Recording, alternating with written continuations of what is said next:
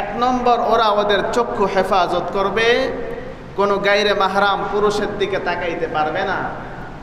2 নম্বর, আল্লাহ বিধান দিয়ে দিলেন ওরা ওদের লজ্জাস্থান হেফাজত করবে। 3 নম্বর, ওরা ওদের শরীরের সৌন্দর্য গোপন করবে। 4 নম্বর, আল্লাহ তাআলা বললেন তোমরা তোমাদের কণ্ঠকেও হেফাজত করবে। সুবহানাল্লাহ। তাহলে বোঝা গেল একজন নারীর জন্য 4টা পর্দা। কোনো গায়রে মাহরাম পুরুষের সাথে কথাও বলতে পারবে না, নিচু আওয়াজে কথা বলবে, প্রয়োজনে কথা বলতে হলে কর্কশ সুরে কথা বলবে, নরম সুরে কথা বলা যাবে না। চক্ষুকেও হেফাজত করতে হবে, শরীরের সৌন্দর্যকেও হেফাজত করতে হবে। আর পুরুষদের জন্য পর্দার বিধান আল্লাহ তাআলা দিয়ে দিলেন 2টা। 1 নম্বর, ওরা ওদের চক্ষুকে হেফাজত করবে। 2 নম্বর, পুরুষ সম্প্রদায় ওরা ওদের লজ্জাস্থানকে হেফাজত করবে। আল্লাহ তাআলা ঘোষণা করলেন যদি কোনো আমার বান্দা বান্দিরা আমার এই দিয়া কর্মসূচির উপর আমল করতে পারে, লাআল্লাকুম তুফলিহুন। রব্বে কারীমের ঘোষণা, আল্লাহ তাআলা বলছেন যাও যাও, সফলতা তোমাদের পদচুম্বন করবে। সুবহানাল্লাহ। যাই হোক, নারীদের পর্দা সংক্রান্ত বিষয়ে আলোচনা করেছিলাম। আজকে আমরা জানব একজন নারী, একজন স্ত্রী তার স্বামীর কাছে কয়টা হক পাওনাদার। একজন স্ত্রী তার স্বামীর কাছে কি কি অধিকার পাওনাদার। আজকে আমরা স্বামীর অধিকারের বয়ান অনেক শুনেছি, তাই না? স্বামী তার স্ত্রীর কাছে কি কি হক পাওনাদার, এগুলো অনেক বয়ান আমরা শুনছি, কিন্তু স্ত্রীর হকের ওয়াজ সকলে তেমন করে না, ঠিক না? স্ত্রীর হক আছে না নাই? কোরআন হাদিস থেকে ঘাটলে দেখা যায় স্ত্রীদের মৌলিক 12টি অধিকার রয়েছে। কোনো মানুষ যদি তার স্ত্রীর এই 12টি অধিকার ক্ষুণ্ণ করে, তাকে বঞ্চিত করে, কিয়ামতের ময়দানে আল্লাহ তাআলার কাঠগড়ায় তাকে জবাবদিহি করতে হবে। এজন্য পুরুষের যেরকমভাবে অধিকার রয়েছে তার স্ত্রীর কাছে, স্ত্রীর অধিকার রয়েছে তার স্বামীর কাছে। সুবহানাল্লাহ। তাহলে বোঝা গেল আল্লাহ রাব্বুল আলামিন নারী সম্প্রদায়কে অধিক সম্মান দান করেছেন। সুবহানাল্লাহ। নারীরা ঘরের মধ্যে অবস্থান করবে, নারীদের জান্নাতে যাওয়া অতীব সহজ, অনেক সহজ। অল্প আমল করলেও নারী সম্প্রদায় আল্লাহ তাআলা জান্নাতি মানুষ হিসাবে স্বীকৃত হয়ে যায়। সুবহানাল্লাহ। আজকে আমরা জানবো নারীদের অধিকার সম্পর্কে ইনশাআল্লাহ তাআলা। নারীদের অধিকারের মধ্যে রয়েছে তার স্বামীর কাছে যে অধিকার পাওনাদার। 1 নম্বর, হুসনে মুআশারাত, স্ত্রীদের সাথে সুন্দর ব্যবহার করা, ভালো আচরণ করা। এটা একজন স্ত্রী তার স্বামীর কাছে হক পাওনাদার, তার স্বামীর কাছে অধিকার পাওনাদার। কিন্তু আজকে আমাদের সমাজের অনেক মানুষ তাদের স্ত্রীর সাথে ভালো আচরণ করে না। কথা বলেন ঠিক কিনা? এটা ইসলাম নয়, এটা দ্বীন নয়। আল্লাহ তাআলা কোরআনুল কারীমের মধ্যে বলছেন ওয়াশিরুহুন্না বিল মা'রুফ ফাইন কারিহতুমুহুন্না ফাআসা আন তাকরাহু শাইআ ওয়া ইয়াজআলাল্লাহু ফীহি খায়রান কাসীরা। আল্লাহু আকবার।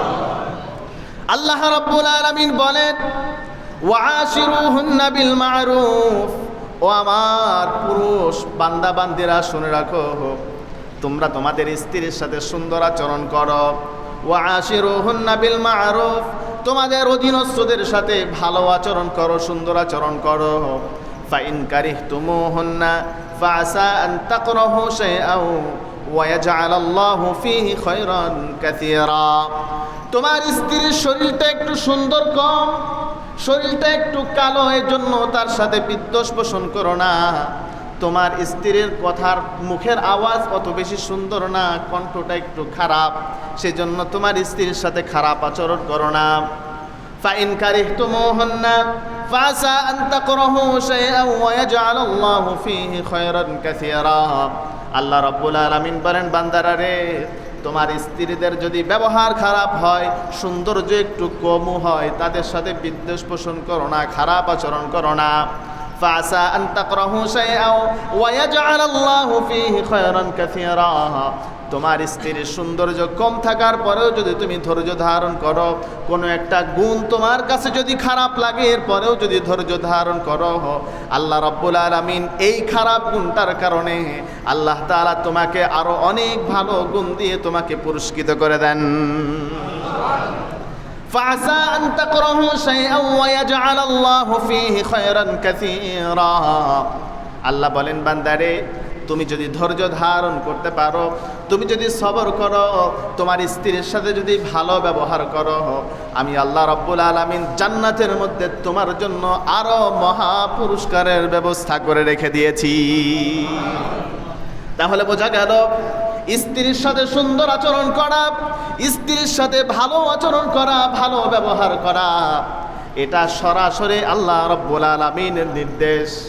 আল্লাহ বললেন ওয়াশিরুহুন্না বিল মারুফ, খবরদার খবরদার তোমরা তোমাদের স্ত্রীর সাথে খারাপ আচরণ করো না, তোমরা তোমাদের স্ত্রীর সাথে সর্বদাই ভালো আচরণ করবে।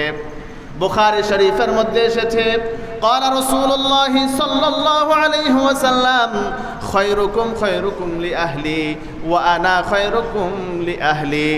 আল্লাহর পয়গম্বর, আল্লাহর পরে যার সম্মান আর মর্যাদা জনাবে মুহাম্মদুর রাসূলুল্লাহ সাল্লাল্লাহু আলাইহি ওয়াসাল্লাম বলেন, হে পৃথিবীর মানব সম্প্রদায় শুনে রাখো, খয়রুকুম খয়রুকুম লিআহলি, ওই ব্যক্তি সবচেয়ে বেশি উত্তম, ওই ব্যক্তি সবচেয়ে বেশি ভালো, সবচেয়ে বেশি উৎকৃষ্ট, যেই ব্যক্তি তার স্ত্রীর কাছে সবচেয়ে বেশি ভালো। ওই ব্যক্তি সবচেয়ে বেশি ভালো যে তার স্ত্রীর কাছে ভালো, আর ওই ব্যক্তি সবচেয়ে বেশি নিকৃষ্ট, সবচেয়ে বেশি খারাপ যেই ব্যক্তি তার স্ত্রীর কাছে খারাপ। হে মানব সম্প্রদায় শুনে রাখো, হে আমার উম্মতেরা শুনে রাখো, ওয়া আনা খায়রুকুম লিআহলি, আমি আমার স্ত্রীদের কাছে সবচেয়ে বেশি উত্তম। সুবহানাল্লাহ। তাহলে বোঝা গেল আল্লাহর পয়গম্বর সাল্লাল্লাহু আলাইহি ওয়াসাল্লাম বলেন, ওই পুরুষ সবচেয়ে বেশি ভালো, ওই পুরুষ সবচেয়ে বেশি উৎকৃষ্ট যেই পুরুষ তার স্ত্রীর কাছে ভালো, আর ওই পুরুষ সবচেয়ে নিকৃষ্ট যেই পুরুষ তার স্ত্রীর কাছে নিকৃষ্ট, স্ত্রীর কাছে খারাপ। এই জন্য স্ত্রীদের সাথে ভালো আচরণ করা, স্ত্রীরা স্বামীর কাছে তাদের এক নম্বর হক পাওনাদার, অধিকার পাওনাদার, হুসনে মুআশারাত, তাদের সাথে সুন্দর আচরণ করা। এই সুন্দর আচরণ করা সরাসরি আল্লাহ রাব্বুল আলামিনের নির্দেশ। আল্লাহ বলেন ওয়াশিরুহুন্না বিল মারুফ, তোমরা তাদের সাথে যখন ব্যবহার করবে, তাদের সাথে যখন উঠা বসা করবে, সুন্দরভাবে উঠা বসা করবে, ভালো ব্যবহার করবে। খবরদার খবরদার তাদের সাথে খারাপ ব্যবহার করা যাবে না।